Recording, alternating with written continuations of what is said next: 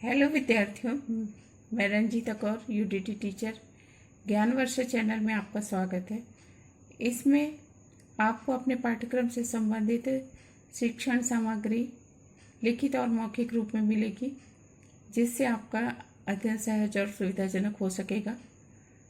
अगर आपने अपने मन को स्थिर और एकाग्रचित कर सुनने, समझने, देखने का प्रयास किया तो आपके लिए यह वीडियो उपयोगी सिद्ध होगा।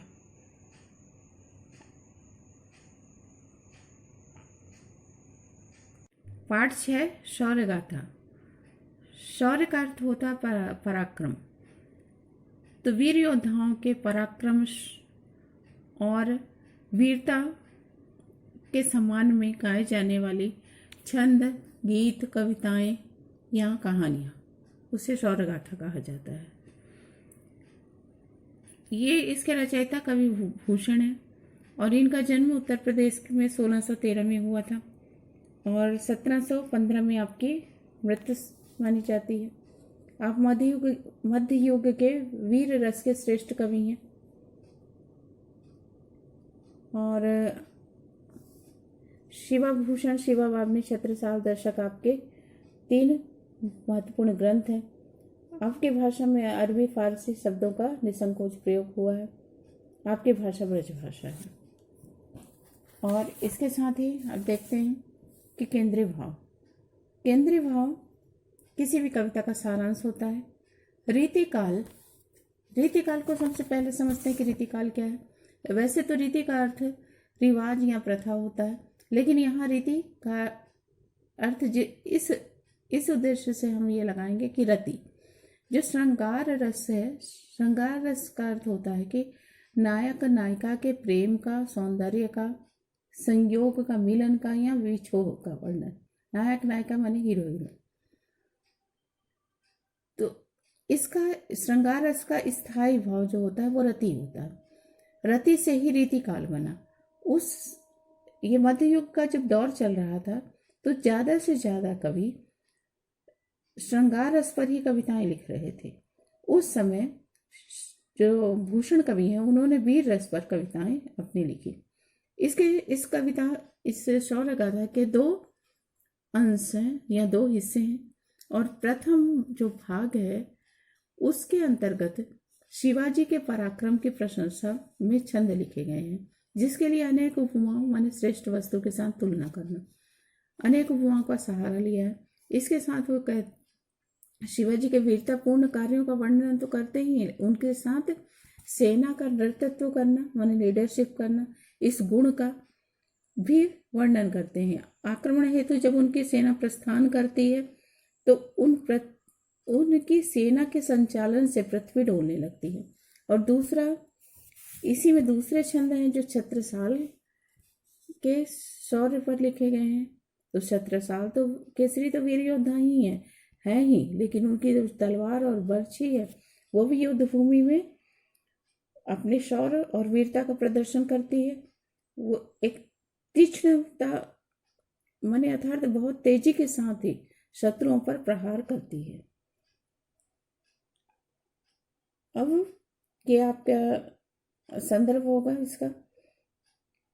होगा कि प्रस्तुत पद्यांश हमारी पाठ्यपुस्तक मकरंद के पाठ 6 शीर्षक शौर्य गाथा से लिया गया है। इसके कवि भूषण जी हैं और जो इसका प्रसंग होगा वो कहलाएगा कि प्रस्तुत पदों में कवि ने शिवाजी के शौर्य का वर्णन करते हुए उनके सेना का नेतृत्व और संचालन आदि को दर्शाया है। अब इसकी व्याख्या करते हैं। कवि भूषण कहते हैं कि साजी माने सजाकर चतुरंगी 4 रंगों की, सैन्य सेना, अंग माने मन में या तन में, उमंग उत्साह धारण करके सर्जा शिवाजी। मराठाओं के जो नरेश हैं शिवाजी जंग युद्ध जीतने के लिए चल पड़े हैं। अब दोनों पंक्तियों का अर्थ लेंगे। देखिए इस पाठ के अंत में जो लिखित रूप में अर्थ जोड़ा गया है तो 2 पंक्तियों का अर्थ अलग अलग करके लिखा है हमने। साजी चतुरंग सैनंग में उमंग धैर्य सरज शिवाजी जंग जीते न चलते हैं। अपनी भूषण कवि कहते हैं कि मराठा नरेश शिवाजी अपनी चतुरंगी, घोड़े, रथ, हाथी की सेना और पैदल सेना, इनको अस्त्रों शस्त्रों से सजाकर तन मन में विजय का उत्साह लिए युद्ध भूमि की ओर जाने वाले हैं, प्रस्थान करने वाले हैं। भूषण भनत अनाद बेहद नगारन के नदी नद मद गैबरन के रलत है। भूषण कवि कहते हैं कि युद्ध की घोषणा के लिए और सैनिकों में उत्साह का भाव जागृत करने के लिए बेहद माने विशाल नगाड़ों के ऊंचे ऊंचे स्वर, नाद स्वर भनत बज रहे हैं न युद्ध की घोषणा हेतु और सैनिकों में उत्साह भरने, जोश भरने हेतु। बेहद से बेहद बना तो विशाल नगाड़ों के ऊंचे ऊंचे नाद स्वर भनत बज रहे हैं, नदी नद मद गैवरन के रलत हैं। और इन स्वरों को, इन ऊंचे स्वरों को सुनकर जो उनकी हाथियों की सेना है, उन हाथियों के कानों से नदी नालों के समान मद, एक तरह का द्रव्य होता है जो उनकी कनपटियों से निकलता है, तो वो नदी नालों के समान वो मद हाथियों की कनपटियों से बह रहा है। रे एल फैल खैल वैल खलक में गैल गैल, जब ये सेना खलक माने संसार की गैल गैल गलियों से गुजरती है, कैसी फैलती हुई, तो एक जुलूस के रूप में फैलती हुई जब यह सेना संसार की गलियों से गुजरती है तो गलियों में खलबली मच जाती है। गजन की ठहल फैल सैल उछलत है, और हाथियों की सेना जब सकरे मार्गों से गुजरती है तो आपस में हाथी टकराते से लगते हैं, तो ऐसा लगता है कि सैल पर्वत उखड़ रहे हैं। तारा सुतरनी धूरी धारा में लगत जिमी, थारा पर पारा पारावार यूं हालत है। कहते हैं कि जब सेना का यह समूह भगदड़ मचाता हुआ तेजी से युद्ध भूमि की ओर जाता है तो इनके पैरों की पदचापों से आसमान की ओर धूल उड़ती है, धूल धारा धूल की उड़ती है, और इस धूल में जो सूरज है, तरनी सूरज भी तारे के समान धुंधला सा लगता है, लगता है जैसे इस धूल की धारा में सूरज भी तारे के समान धुंधला दिखाई देता है। थारा पर पारा पारावार यूं हालत है, और सेना संचालन से धरती इस प्रकार डोलती है जैसे थाल पर पड़ा हुआ पारा, धरती समुद्र पर धरती इस प्रकार डोलती है जैसे थाल पर पड़ा हुआ पारा माने मरकरी डोल रहा है। अब सेना युद्ध भूमि में पहुंच चुकी है। शत्रु सेना और शिवाजी की सेना का आमना सामना है, दोनों सेनाएं आमने सामने हैं। छूटत कमान बाण बंदूक और कोकवान, कवि भूषण कहते हैं कि कमान से वाण छूट रही हैं, बंदूक से गोलियां अर्थात तोपों से गोले छूट रहे हैं।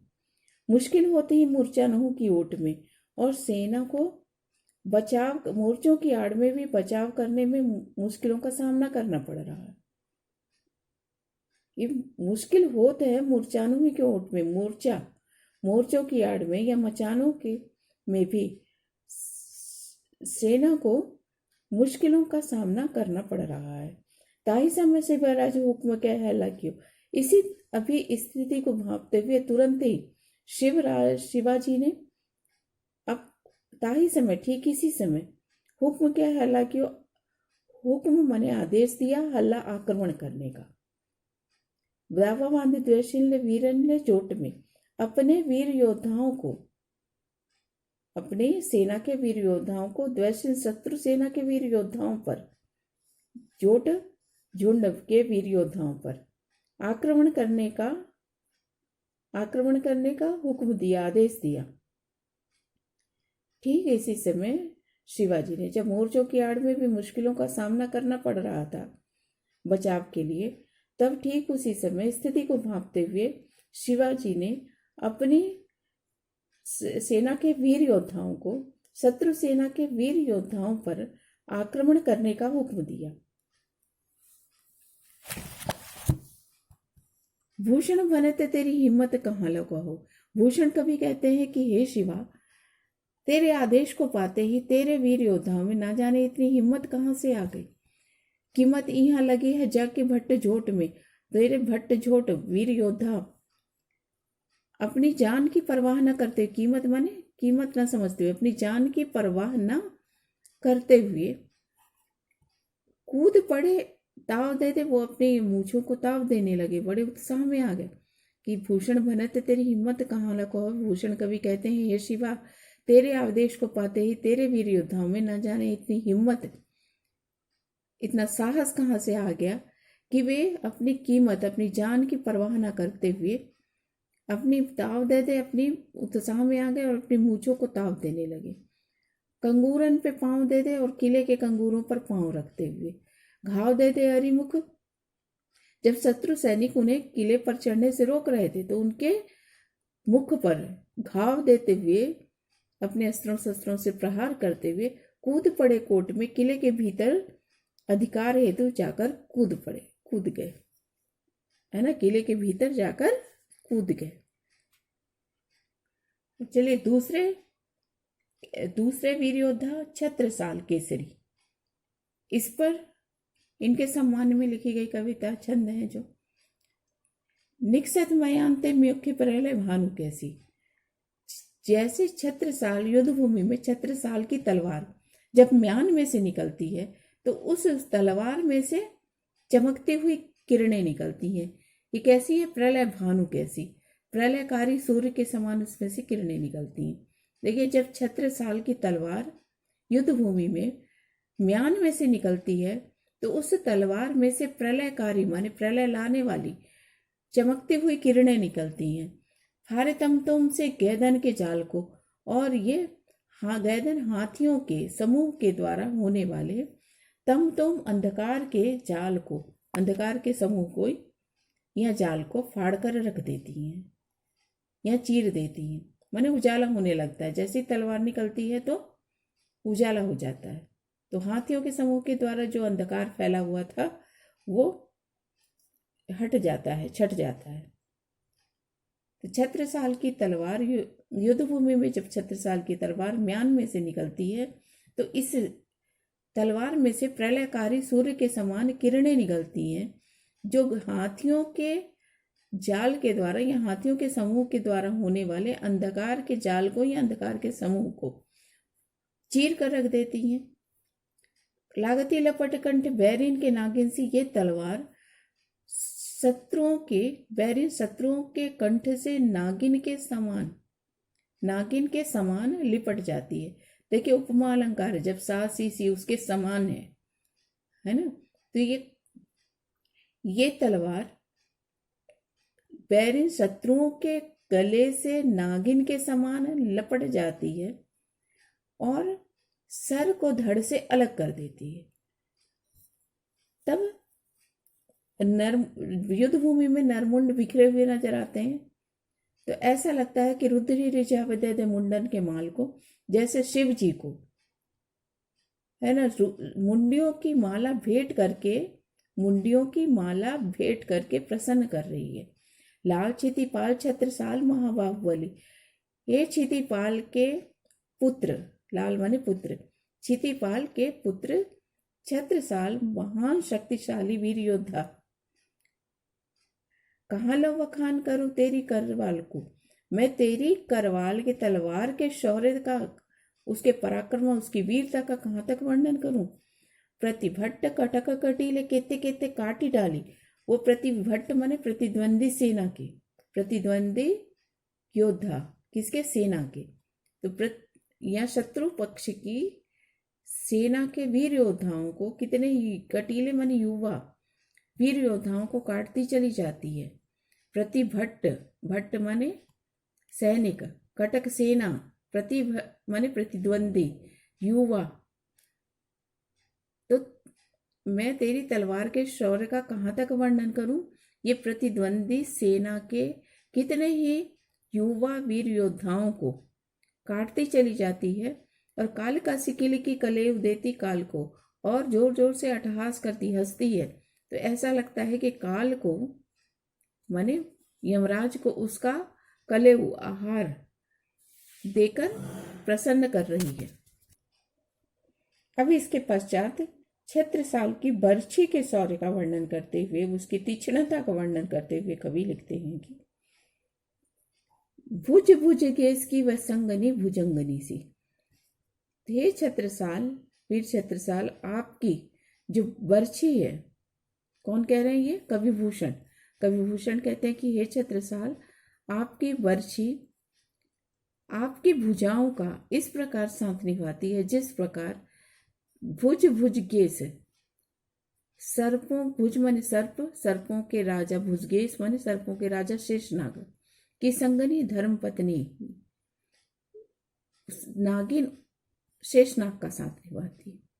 यहाँ पर क्या कंपेयर किया जा रहा है, क्या तुलना हो रही है कि छत्रसाल की भुजाएं शेषनाग है और बर्छी उनकी संगनी के समान है। तो युद्ध भूमि में हे छत्रसाल, आपकी बर्छी युद्ध भूमि में आपकी भुजाओं का उस प्रकार साथ निभाती है जिस प्रकार सर्पों के राजा शेषनाग की धर्म पत्नी भुजंगनी सर्पणी उनका साथ निभाती है। खेदी खेदी खाती दी दारुण दलन को, तेरी ये बर्छी खदेड़ खदेड़ कर, खोज खोज कर शत्रुओं की देह को खाती चली जाती है। बख्तर पाखरंते बीच धसी जाती मीनजू, तेरी ये बर्छी सैनिकों के लोहे के कवच में, हाथियों पर पड़े हुए लोहे के जाल में इस प्रकार तेजी से धस जाती है जैसे मीन मछली पैर पार जाती परवाह ज्यों जलन को।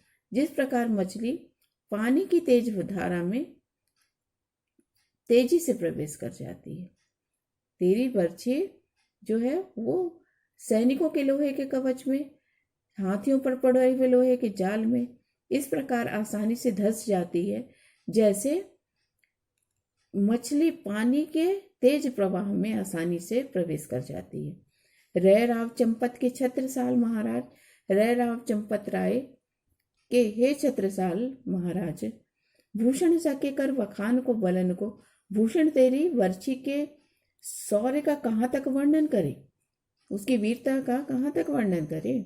पक्षी पर छीने ऐसे पर छीने वीर, जिस प्रकार पक्षी से उसके पर पंख छीन लिए जाए और तो वह असहाय हो जाता है, ऐसे ही तेरी बर्छी ने वीरों को घायल करके उनकी शक्ति को छीन लिया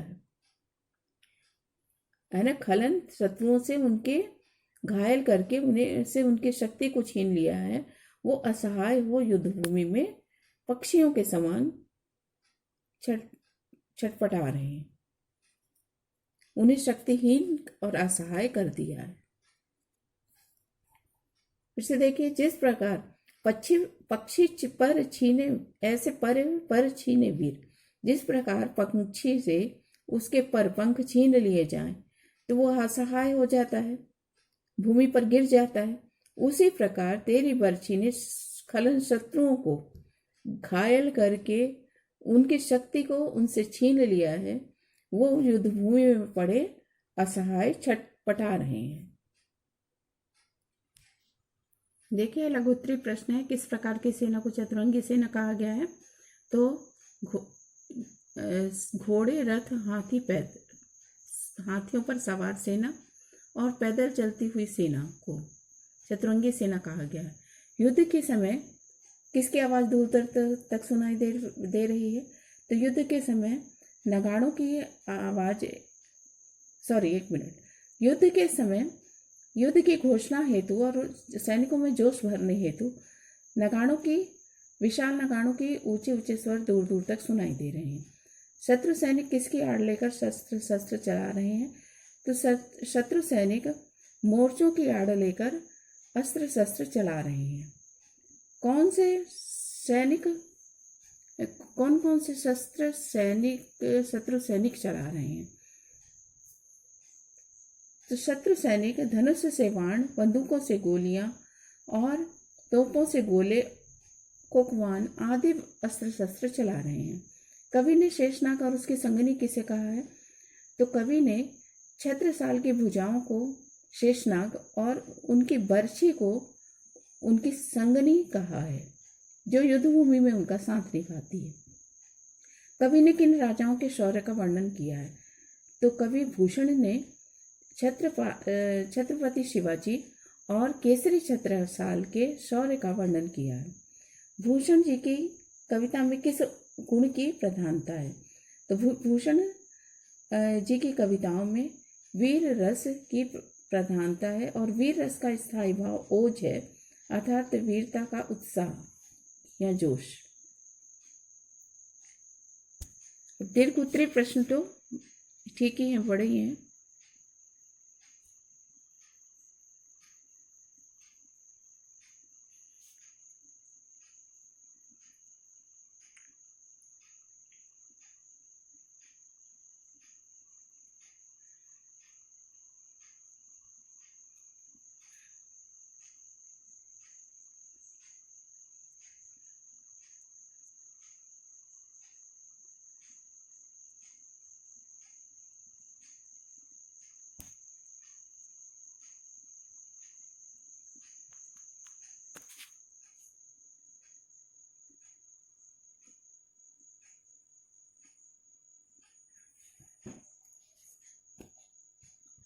ये कुछ वस्तुनिष्ठ प्रश्न हैं, इनको भी देख लें। कुछ आ चुके हैं, ये महत्वपूर्ण होते हैं।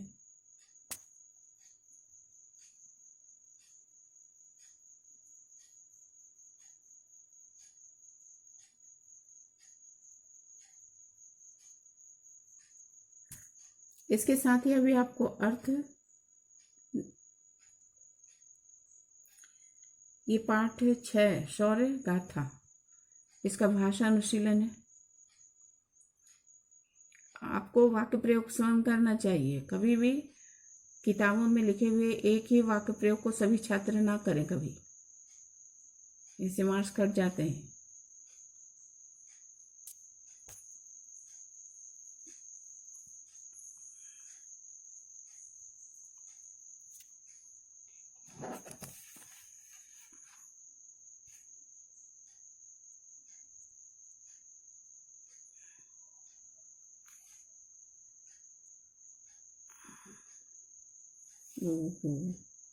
अर्क का तो लिखना भूल गए। अर्क तो भेंट एक तरह से, जैसे जो बोलते हैं ना, सूर्य को अर्क चढ़ाना।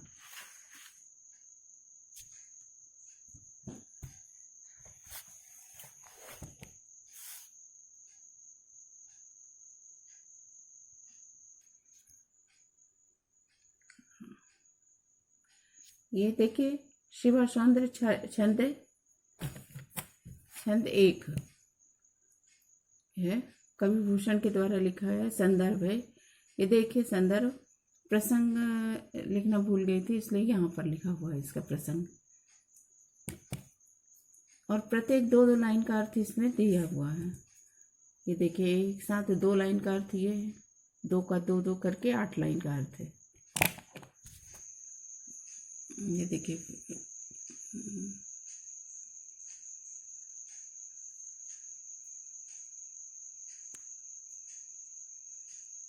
वैसे आसान रहेगा, आपको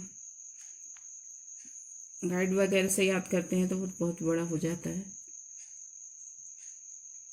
एक ही विशेष, ये हाफ मार्क्स का होता है, हाफ से भी हाफ समझिए, ज़्यादा से ज़्यादा, इसलिए यही ऐसे ही लिखते हैं। ब्रजभाषा, तत्सम शब्दावली, रूपक, उपमा, अलंकार।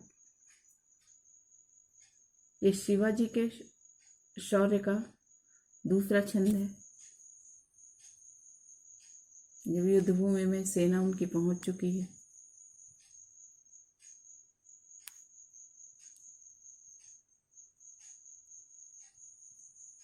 दो दो लाइन में अर्थ दे दिया है, 2-2 लाइन अलग अलग कर दी है ताकि आपको समझने में आसानी हो।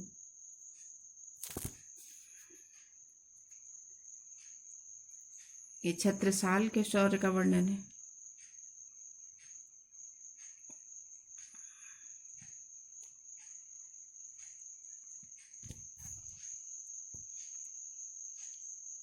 यह कविता थोड़ी कठिन है, इसलिए इसको अलग अलग लाइन में देने का प्रयास दिया गया है ताकि आसानी से समझ आ जाए।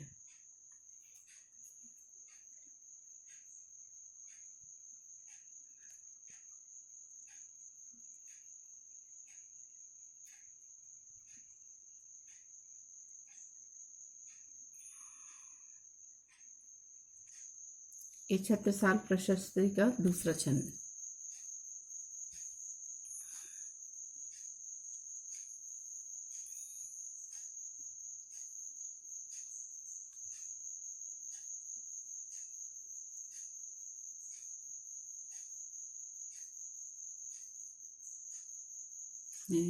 दो दो लाइन का अर्थ है।